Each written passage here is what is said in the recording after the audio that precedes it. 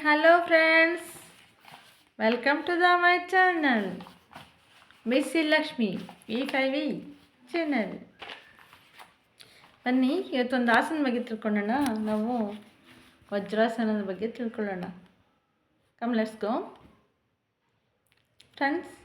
Morning ಅಂಚು ಎಲ್ಲ ಮುಗಿಸಿದ್ದೀರ ತಾನೆ? ಅದೆಲ್ಲ ಮುಗಿಸಿ ಫ್ರೆಶ್ ಅಪ್ ಆಗಿ ಬನ್ನಿ.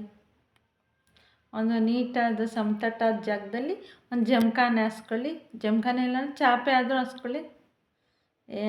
ಓಕೆ, ಈಗ ನಿಂತ್ಕೊಳ್ಳಿ ಫ್ರೆಂಡ್ಸ್. ಆರಾಮಾಗಿ ನೀರು ಕುಡೀರಿ, ನೀರಿದ್ರೆ.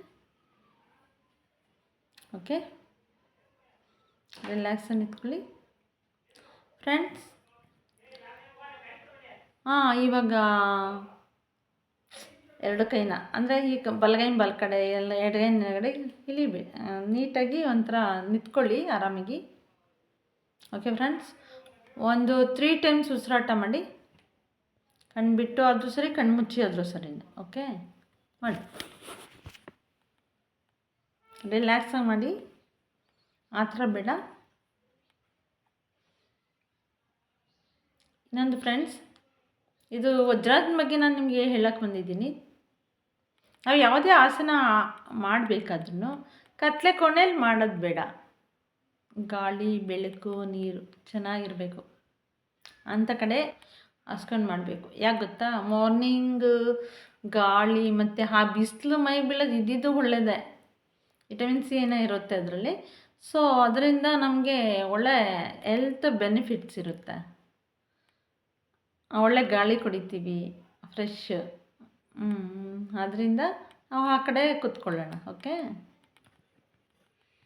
ಓಕೆ ಫ್ರೆಂಡ್ಸ್, ಆಯಿತಾ? 3 ಸಲ ಆಯಿತಾ? Relax relax.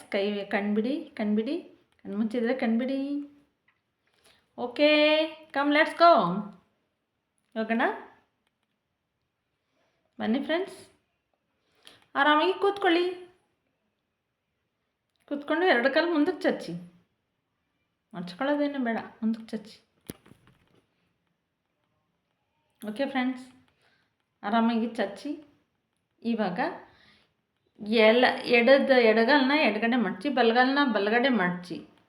ಓಕೆ, ಒತ್ತಟ್ಟಿಗಿರಲಿ ಅವೆರಡು. ಜೋಡಣೆ ಅಂತಾರಲ್ಲ ಆ ಥರ ಇರಬೇಕು.